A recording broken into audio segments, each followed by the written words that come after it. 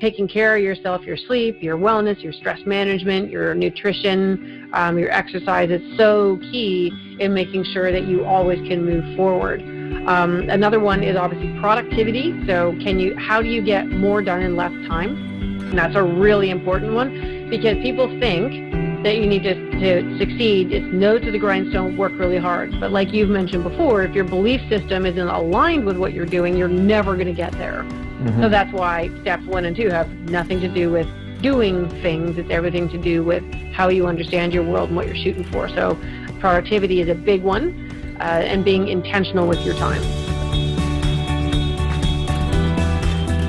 Welcome to the Secrets of Success podcast. I'm your host, Dr. Ken Keis. Well, today's show was very interesting as I just finished interviewing Rebecca Mountain. Now, Rebecca went through a lot, and her story is fascinating, interesting, but also compelling that if she can get through what she got through, then anybody can. But one of the things that we really focus on in the show is just how much your self-awareness and mindset affects you and how we self-sabotage ourselves going forward. In other words, our view of life, our view of things, known or even unknown, even it's a subconscious mind, are really affecting our outcomes. What do you really, really believe about, are you worthy of success? Are you self-sabotaging things in your business, in your relationships? And we all have done it at some point or another, myself included, for sure. And so I just want to encourage you. I mean, one of the things we want to do here at CRG is to help you to go to the next level. Now, everybody listening is valuable, and so one of the new things that we have out is this whole series of e-courses. And so when you listen to you can go to our site, crgleader.com, go to the online courses, and just see what's possible in the CRG Academy. But we're really kind of promoting the values course for this show, and that is that the values will create this clarity for you in that you know, and that you're making the decisions that are connected to the thing that gives you the most amount of energy. And yes, there are some things we always have to push through that we don't like doing, but the reality is that if I'm not connected to those things that are most invigorating, it's very hard to sustain engagement. As always, thank you for being a listener. If you like what we're doing, please pass it on, share it, let somebody else know about it, leave a positive comment in whatever platform you are listening on. Thank you again for listening, and here is our show today with Rebecca Mountain, author of the book, Think Again.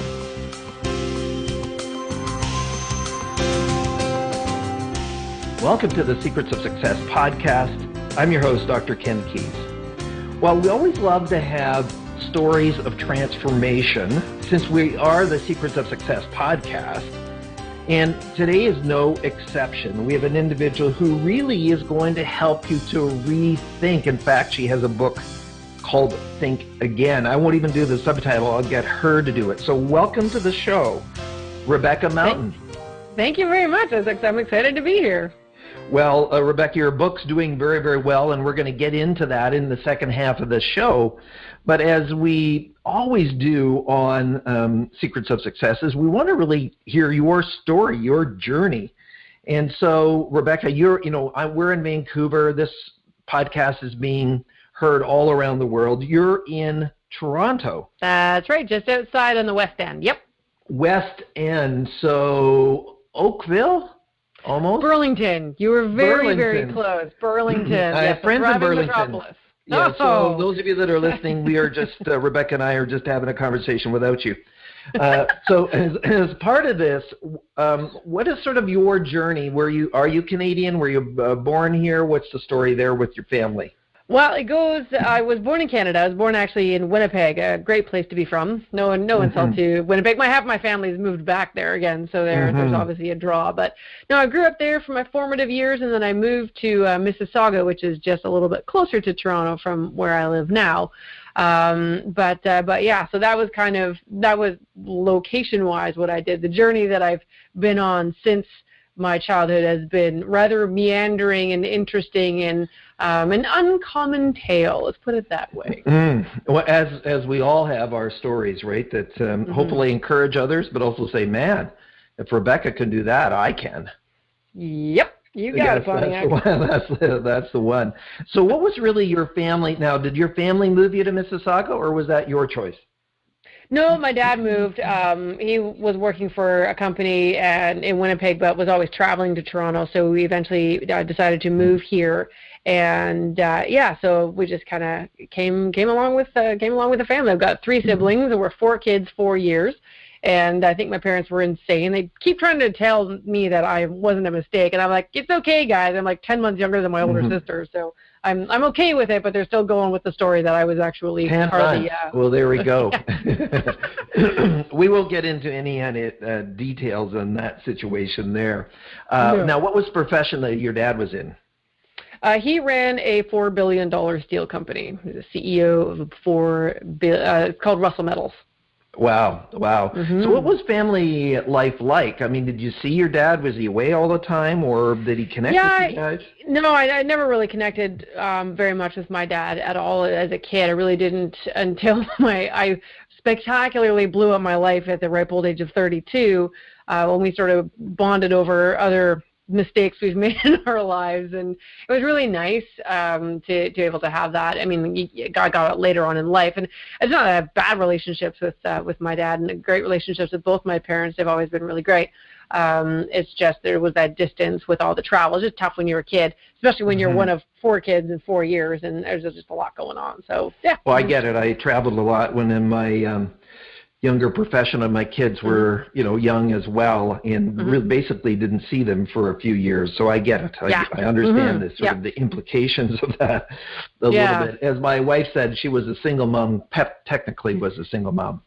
Yep, my greatest memory of my dad was on Saturday, because he'd always come home for the weekend, mowing the lawn on a Saturday morning, and that just sticks out in my head. And to this day, whenever I smell like mowed grass, that's where I go back to it. So it's actually a really good memory for me. But yeah, it was a little bit of distance there.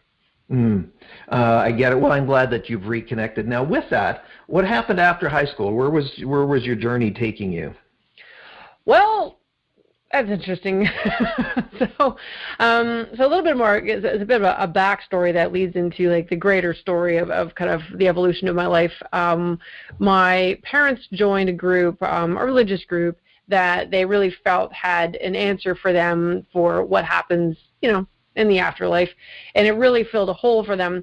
But as a child growing up in this, it was a very different experience. So I've always said, like, my parents went into the group because it really filled a hole for them.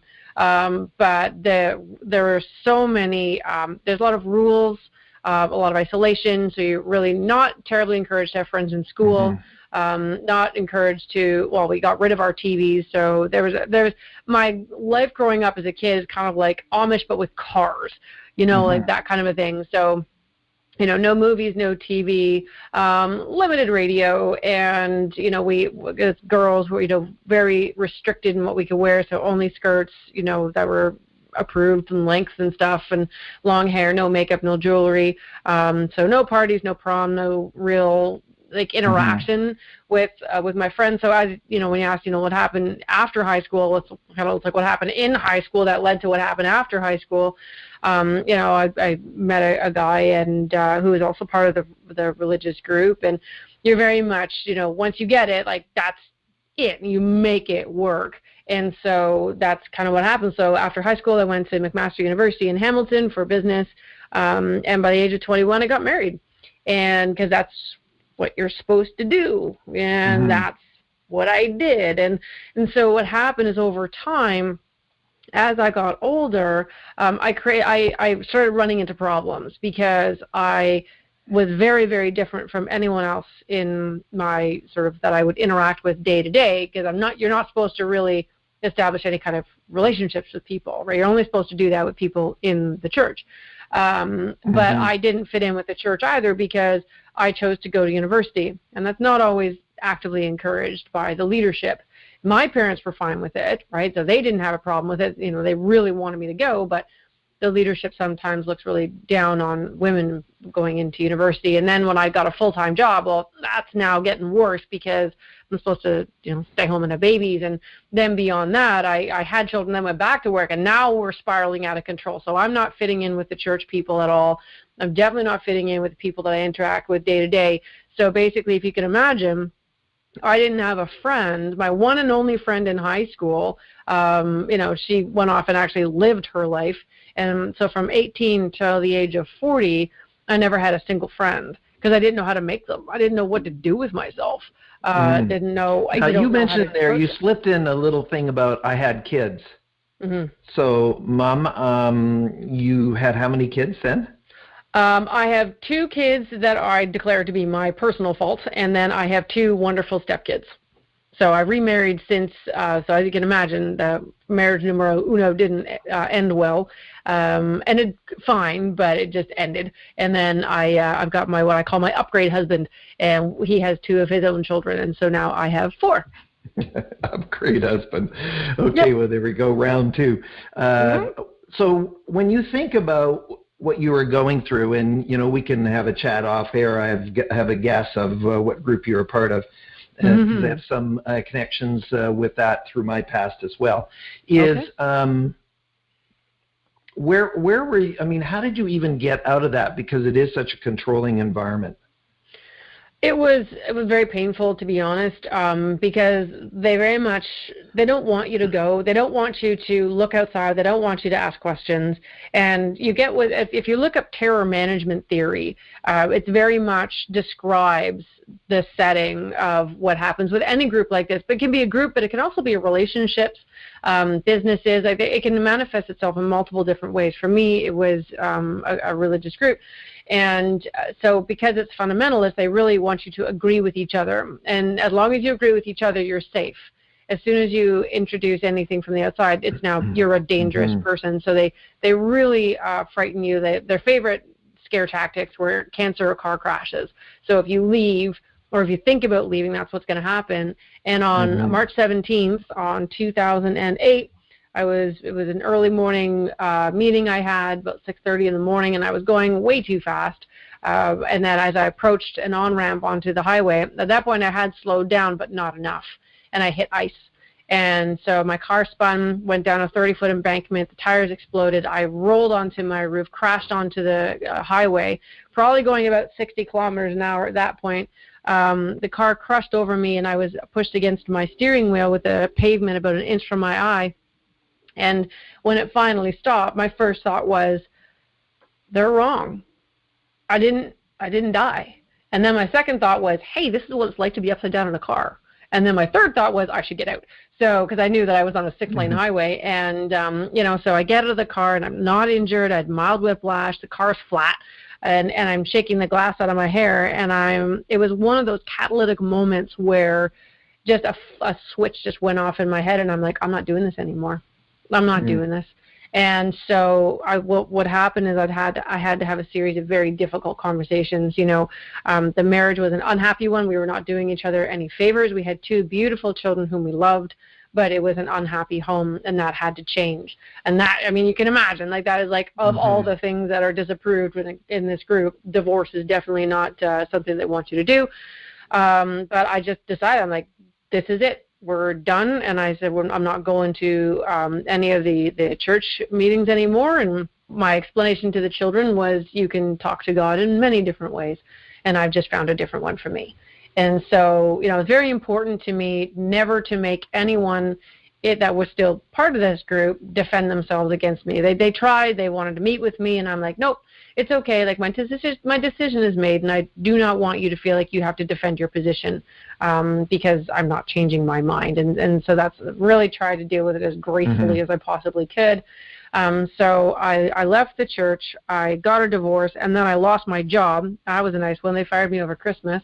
That's, of the most Christian things you can do. I wouldn't put that up in the top of the ranks, but they were part of the group. And of course, now I'm a disgrace.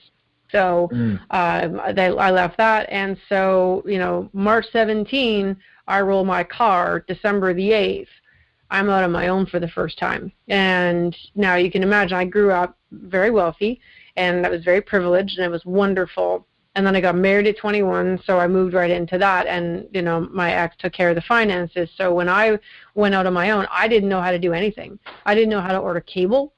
So I never had TV until I remarried, because I didn't know how to do it, and I was too embarrassed. I'd never put on makeup. and I was too embarrassed to go get any. I didn't know how to deal with anything in like normal life. Like if you've ever seen the show The Unbreakable Kimmy Schmidt, she comes out of a bunker and then, she kind of starts experiencing life. That's me minus the bunker, right? So how old were you at that time, Rebecca? 32. Wow. So, I didn't understand any references. So, Seinfeld, Friends, Sex and the City, all these other things that people would like riff off of, movies. I'd never seen them. I'm like, I have no idea. So, it's been a really interesting journey. And the thing is, with that whole explosion, I thought, okay, because I was becoming more and more unhappy, like a very gray version of myself. Like I'm a classically trained pianist. I wouldn't play the piano. I stopped reading, which is when you grow up with no TV, what else are you going to do? But I actually like it. So I kept getting fired from the jobs that I was working at, and it was. What do you awful. think was contributing to that firing from the jobs? Self-sabotage. I would create. So what happened is, I really truly believe that the way that they taught it, and this is what it was my interpretation of what they said, that to be successful is vain and vanity is a punishable sin. So anytime I would have any success whatsoever or feel proud of myself, I'm like, pride is bad. It's one of the 7 sins. Kill it. Like just get rid of it, right?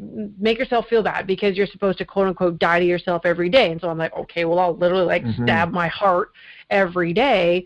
And so when you are brought up from a young age, I was 8 years old when my parents joined, when you're brought up in your formative years through this to believe that success is bad and you must be punished when you're successful, it really screws you up. Because so what would happen is your dad was CEO of $1 billion company. Yep, not lost on me. But he's a man, and it's different. It's just different, right? So that's because that's providing for a family, right? And so that's considered a little bit different. Now, has it evolved since I left? I have no idea. I don't really go there. I hope one day that they can relax this, but that's how it was when I experienced it. And so the constant firing was me sabotaging my efforts. So I would make a mistake. And it's like, you shouldn't do something, but you do it anyway, and it's almost you can't stop yourself. You're a slow-moving car crash. That's basically what my life was. And so unfortunately, even when I blew it up, I wasn't aware that that was the pattern yet. And so I continued. I started my own business. Actually, I started 5 businesses, and 3 of them failed. 2 did great. One I'm just wrapping up because it's work I don't like doing anymore. Even though I was in a $1 million business, I was like, yeah, but I want to shoot everybody. So not a good way of waking up every day. And so what were the businesses, Rebecca, and what really caused you to go into them? Well, starvation is what caused me to start my own business, because I realized after getting fired for the 3rd time, I needed to do my own thing. And so my first business, which is actually my most long-standing business, I'm just wrapping it up now, was social media consulting, coaching, and eventually turned into an agency. So where I would do work for people. And that was based on me going, when I now gotten rid of my last job and I had 2 small children, I was a single mom, I would just go to people and I'm like, businesses, and what do you need? And at that time, this is now 2010, that I started my businesses, no one knew how to use social media. So I'm like, well, how hard can it be? I'd never used it, but I figured, well, if they can't figure it out, well, I'll just figure it out. And so I did. I just had to be one step ahead of everybody else. And that's how I started. I just started by being one step ahead. And then I became an expert. And, over the years, it's been 10 years now that I've been running my business. I'm now, an international speaker and author and coach and trainer and all that kind of a thing. But most of my businesses were sort of offshoots of something in the social media world. There was an app that we started. It was really ill-conceived, and we're like, yeah, that shouldn't happen. I had a couple of coaching businesses, and now what I've got that I'm scaling up from here is a coaching, training, executive coaching training business designed entirely around helping people overcome these self-sabotage cycles, these self-limiting beliefs, but then layering on top of those the success habits that if you practice them, it doesn't matter what you do, it doesn't matter where you are, how old you are, what you do for a living. If you practice these habits, you will achieve higher income, greater happiness, way more confidence, higher perceived success among your peers, and live the fulfilled life that I believe everyone deserves that I didn't live up until 2 years ago. Wow. Well, congratulations on the transformation and Thanks. going through those steps. And yeah, I think it's so ironic. Here's a person who doesn't even know what a TV is, and I get that. By the way, we by choice didn't have TV in our house for 20 years. Is just because there wasn't anything good on it for us. Well, this I've discovered. Apparently, there still isn't anything good. Yeah, well, for the most part. And then going into social media consulting. I mean, I'm sure some people have had a little conversation with you and said, like, what are you thinking? What's going on here? So that's pretty cool that you just stepped into that. Where do you think you got your confidence to go into that space? You said, well, I don't know that much about it, but it seems that everybody else that I'm being contracted knows even less. It's just a matter of research and a decision. Like, I was hungry, and I knew that this was a make it or break it, and I had to learn. And so I would investigate. I took training courses. I would try to reverse engineer how people did what they were really good at. So I would listen in not just to the how-to, but also into the business models they were using, the pricing strategies that they had. And I just made sure that I practice and practice and practice and practice. And just like I said, stay one step ahead. So really what it comes down to, why a lot of people are not successful in their business ventures is it's not important enough to them. And again, one of the 6 habits I talk, there's 6 core habits of high performance. One is necessity. Like, how important is this to you? How urgent is it for you to achieve this? And for me at the time, again, it was literally I starve, my kids starve, and everything could fall apart. But even though that is so many years ago, I made sure I never lost that. If I went back to when I started, it was a do or die situation. So it was I feed my children or I don't feed my children. And what I've made sure of is over the past 10 years, I never lost that. So even though today I am not anywhere near that situation financially, I am no longer $150,000 in debt because that's how far I went. As I tried to learn, and there's a whole bunch of other life experiences that happened in between that drew down on my finances.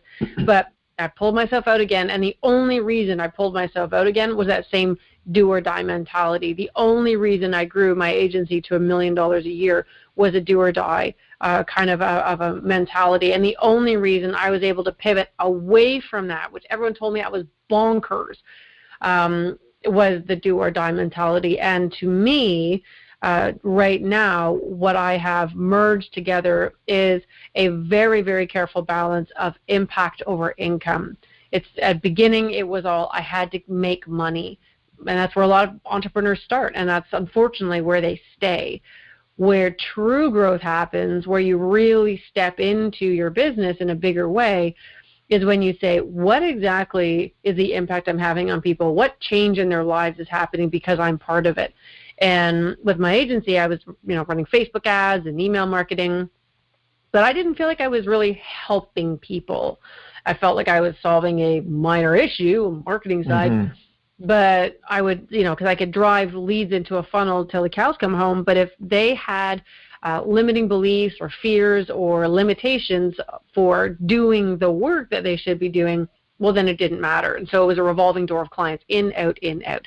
So now what I do is I'm like, okie doke, before we get into the marketing coaching, which I still do, and I have courses and I have training and all that kind of stuff that I make available to my clients, but before I give it to them, we go through how do you perceive yourself in your world, what kind of assumptions are you making about others, what habits are you practicing, let's nail those down so that when I give you that marketing instruction, you actually know what you're doing with it. And it can be really, really successful. So it's a piece of the puzzle that's often missing with a lot of other coaches, actually. Oh, for sure, because if a person's belief system, it doesn't matter what you're going to do. It's the outcomes are going to be affected by that. Well, let's just dial back a couple of things. We have a lot of things to cover in the time that we have left here. So, I want to get into that for the listeners. Sure. benefit. We're talking about impact, right? Mm-hmm. Where did the second upgrade husband come in? Oh, second upgrade husband. Second upgrade husband came in when I became extremely clear on what I didn't want, which is I have named bad decision boyfriend. So I've had a grand total of 3 men in my life since I was 15. Both are husbands, and then there's one guy in the middle, and it was disastrous. And so what happened is towards the end, as that was winding itself down, I became very, very clear on what kind of a human I wanted in my life, right? So I would rather be alone and happy than with someone and miserable. But what did I really, really want? And so I carefully defined that. And it was funny because I was at the pool with my kids in their swimming lessons, and this, gentleman walked up to me and said, "Hey, I've seen you around a little bit." And I very helpfully looked at him and said, "Well, I've never seen you." And then I stopped myself because I'm just like, "Oh, Rebecca, that's not how you have a conversation." I was so hopeless with conversations. So I tried to turn it around and say, "Oh, no, talked about the kids or whatever," because he was very, very cute. And so then the next week there just happened to be a spare chair beside me. And then over the course of several months, we just got to know each other. He played hangman with my youngest son. It was the same word every week.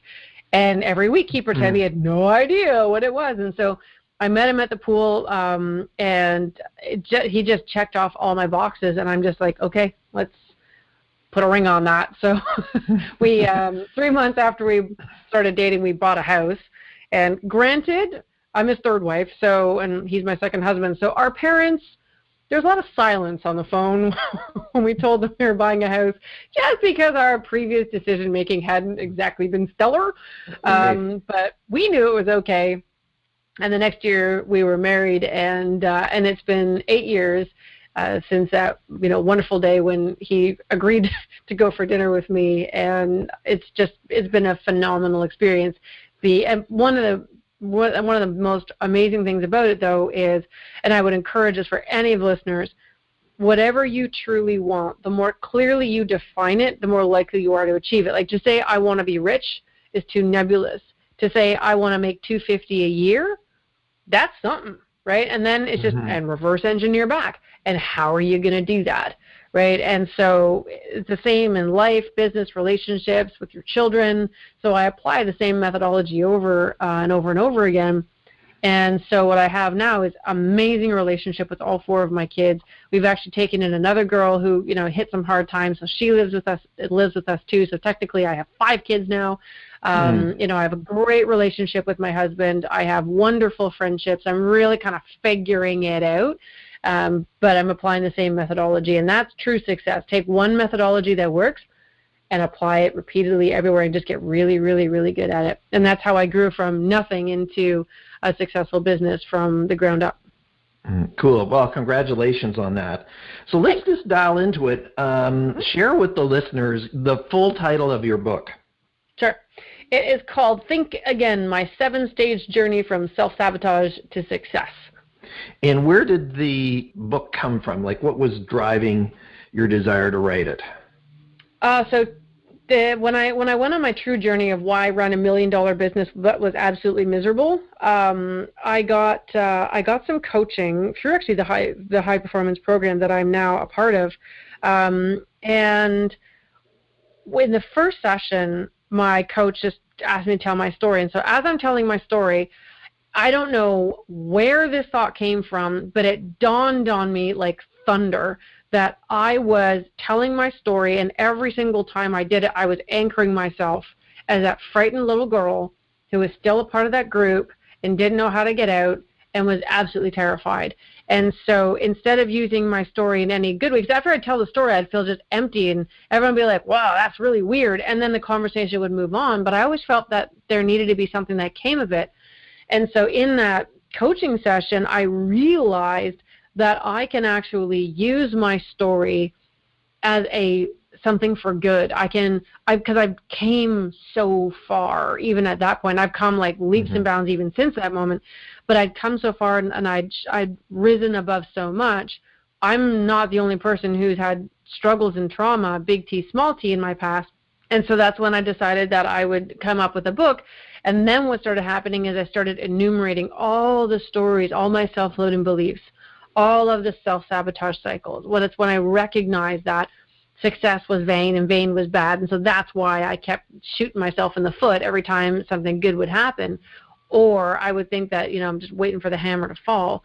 And so what I did, I created a process whereby I would start off with, what's my story? Where did it come from? What's a new story that I want to tell myself? And then how is my life different if I believe this new story? And I just made a list, and I just wrote down story after story, and I called it Epiphany Town. So the book is called Think Again, because every time I'd go, I'd say like, oh no, you're so stupid, or this is me telling myself, right? No, you can't do it, and there's no way, and all this other kind of stuff. I would say, whoa, think again. What's a new way that I can think about this? What's a new way? And one of my clients she actually used, kind of riffed on a little bit, because she looked at it as feel again. So she would feel in a certain way. She would feel bad. She'd feel diminished. She'd feel deficient.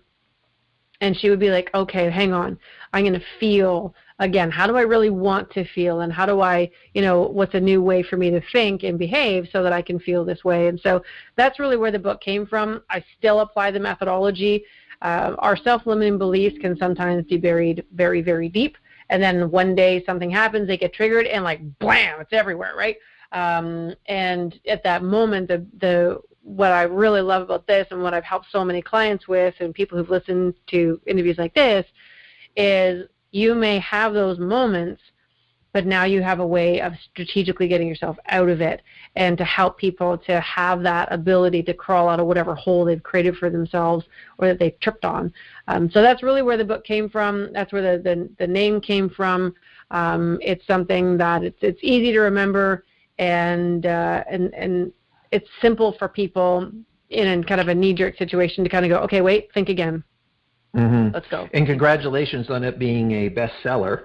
That's pretty cool to be able to do it. Now, obviously, you might have known somebody who knows how to do social media marketing. I'm just thinking here now for a moment. Did you know? Anyways, messing with you. I said, okay, let me just check. Let me look in the mirror and say, how do I promote this thing? You mentioned earlier around, the 6 habits. So what are those habits that you are teaching others around? And I really want, us to kind of get into it for the listeners. So some things that you can grab a hold of and apply right after this interview. Sure. Well, it's based on Brendon Burchard's book, High Performance Habits, which is a wonderful read. Again, it was part of my journey in this through my epiphanies. And so the 6 habits are clarity. So do you know, like, your why, your purpose? Do you know where you're heading? That's a whole, define what you want. The next one is energy. So do you have enough energy to accomplish what you want? Like, are you taking care of yourself? 40% of CEOs have the same physiology as pro athletes, and they need that because they're doing so much. And so, taking care of yourself, your sleep, your wellness, your stress management, your nutrition, your exercise is so key in making sure that you always can move forward. Another one is obviously productivity. So how do you get more done in less time? And that's a really important one, because people think that you need to succeed. It's nose to the grindstone, work really hard. But like you've mentioned before, if your belief system isn't aligned with what you're doing, you're never going to get there.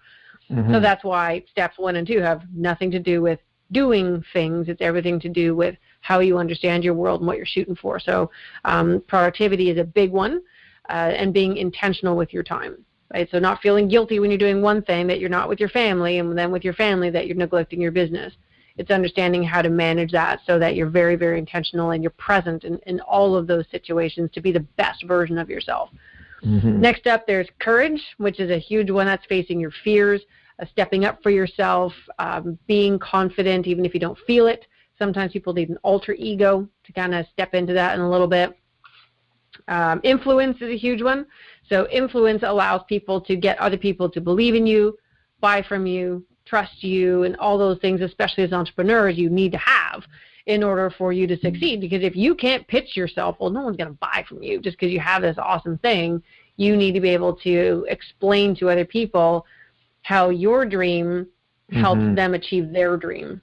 And then when a team situation, and some businesses that I've worked with, the leader's just like, well, this is my dream, and why doesn't everybody get it? And it's like, well, because you haven't really appealed to their dream. And so when you can merge those things together, your ambition with their ambition, then now you're cooking with gas. And then the sixth one, as I mentioned before, is necessity. Really finding something that's urgent, it's important, it's worth fighting for, you're going to go for it, you get up every day and you're like, I'm going to do this thing. Sometimes it's hard things, and sometimes it's just, some of the stuff in business we don't like to do, but we have to because it's part of the deal. So those are the 6 habits of high performance. And, of course, I'm familiar with Brendan and Brendan's work. And so, yeah, that's an amazing book that I've referenced many times on the show, so that's excellent. So when we think about your book, if I'm a listener, and I guess there's a couple of questions that I have on their behalf. One is, first of all, how do I discover what are some self-sabotaging beliefs? I might not even know that I don't know that I don't know. So how do I uncover some of these that might be there? And then if I do uncover one, then what do I do to get rid of it, purge it, to limit it? Sorry. Yeah, okay, so to kind of limit the effect. Yeah, it's hard to get rid of it entirely, but you can certainly limit it. So in terms of really understanding the self-limiting beliefs you have, it's becoming aware of your behavior and how you act and how you think. So if you find yourself saying, I'm like, the classic one is I'm not good enough, right? Like, good enough for what?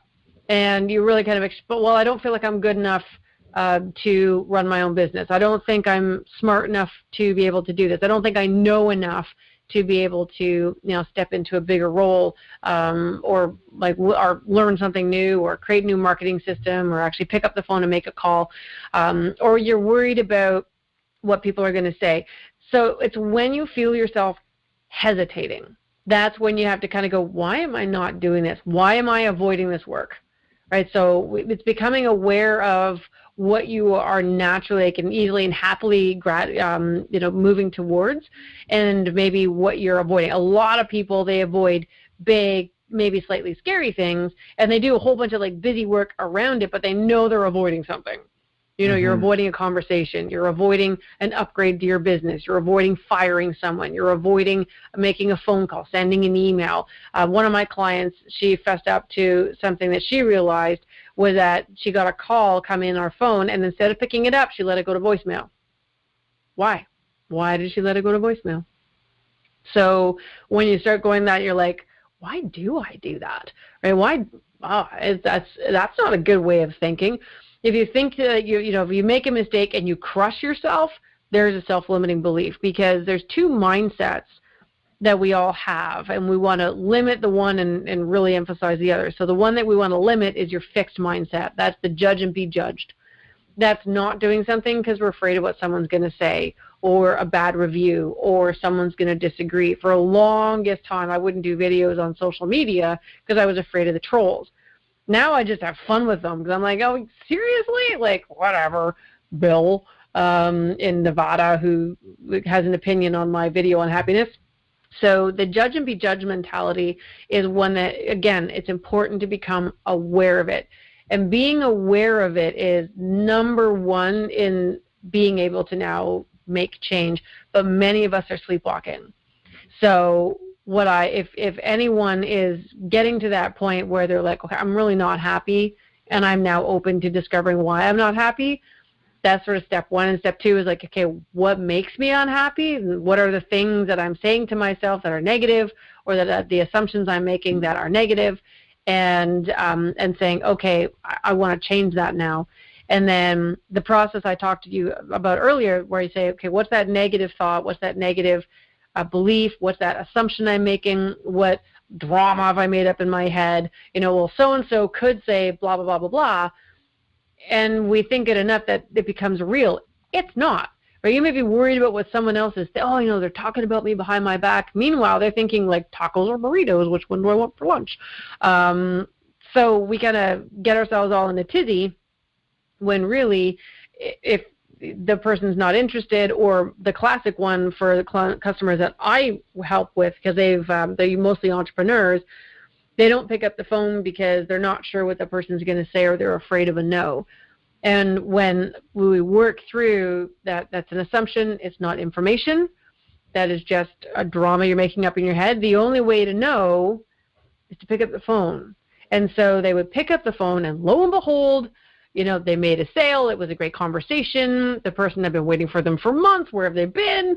Right? And it actually turned out really, really great. So sort of a long answer to your question, that process of old thought, where does it come from, so that you know how it's going to be triggering you, what's a new thought, and then imagining a different life and defining what you want that life to be like in detail. That tells your brain what to focus on. So it's reticular activation, which I'm sure you've come across, where, buy a red car, suddenly everyone's got a red car. It's like I get pregnant, and I swear every woman is suddenly 8 months pregnant. It's amazing how that happens, isn't it, Rebecca? It absolutely is, but because it's the way our brains work, it only focuses on what's relevant. So if you keep telling yourself negative stuff, if you keep dramatizing things that you don't know for sure are actually real, then that's what your brain is going to focus on. If, however, you want something different to happen in your life, then you have to start thinking different ways. That's, again, where the book came from. Think again. Think out in a different way. And as you thought often enough, create your belief system, and we act accordingly. So if your belief system is negative and you're really driving yourself to the ground, and you don't believe in your abilities or your future or whatever, well, it doesn't matter how hard you act, because you'll never get there. So change your thoughts, get new belief system, and that future that you actually want literally steps forward. You don't chase it. It just literally shows up, because through reticular activation, now your brain is paying attention to it. I call it being brain blind, right? We're brain blind by our assumptions, by our limiting beliefs, by our self-sabotaging behaviors.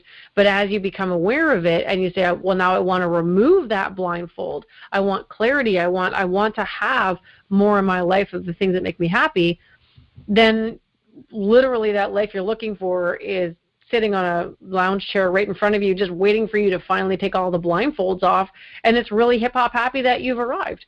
And that's the process you go through. So you move from that fixed mindset into the growth mindset, which is characterized by learn and help learn.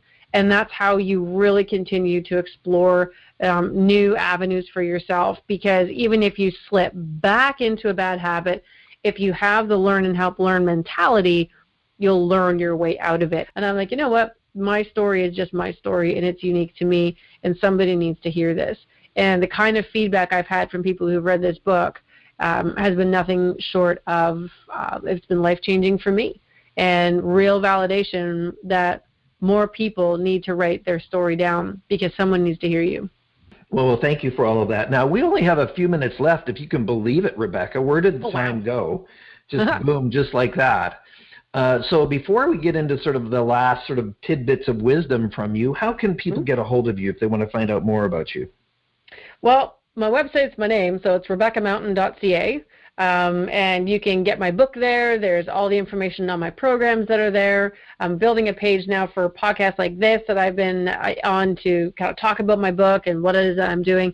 But that's usually the best place to start. And of course, I'm everywhere on social media, so it's really interesting to find me. But one little tidbit about finding me online: if you Google my name, Rebecca Mountain, the first person that comes up is the woman who married the fattest man. We're all very happy that he lost all his weight. Tra-la-la. But that's not me. My husband did not weigh 800 pounds. So I'm the next one. So if anyone goes onto Google and looks it up, I'm Rebecca Mountain, the one that didn't marry the 800-pound man.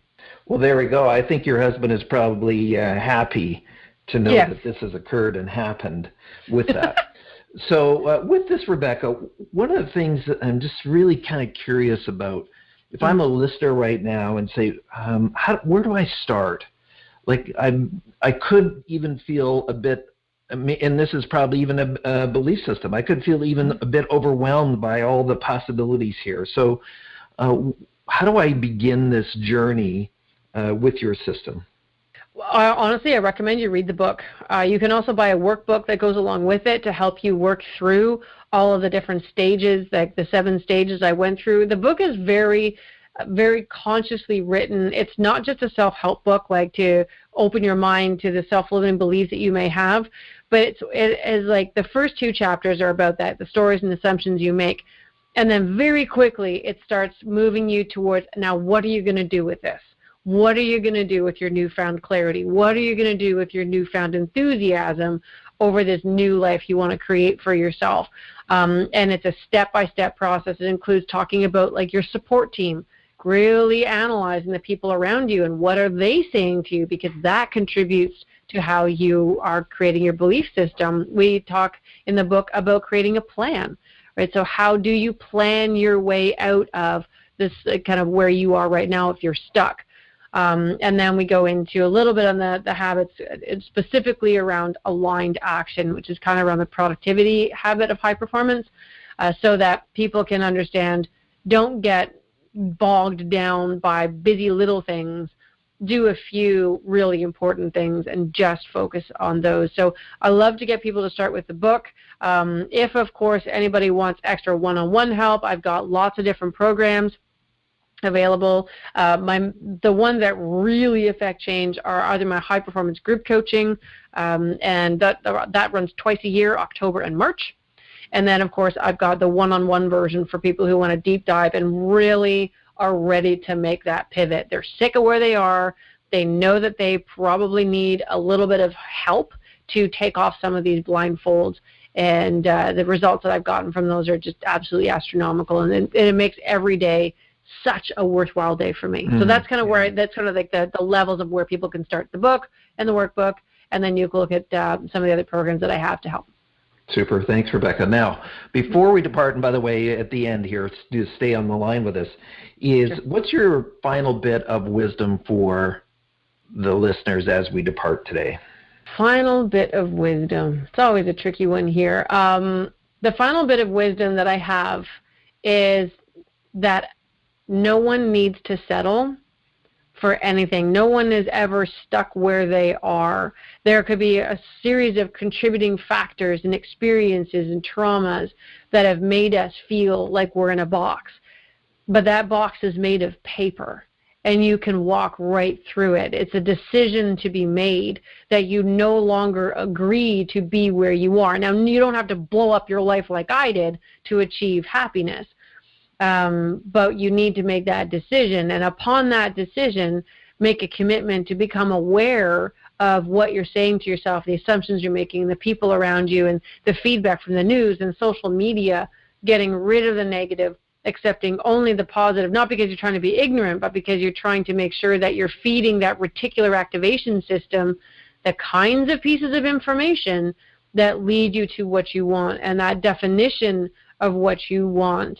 And of getting out of your own way by pulling off those blindfolds will allow you to actually achieve literally anything. Well, Rebecca, thank you for hanging out with us today. No, it's been a pleasure. Thanks for having me. I love this. Well, and hey, you've turned up your energy, so that's good. I'm glad that you practiced one of the 6 habits this morning. Yes, that I do. Okay. I'm like this all the time. You will stay on the line with us. You guys have been listening to Rebecca Mountain.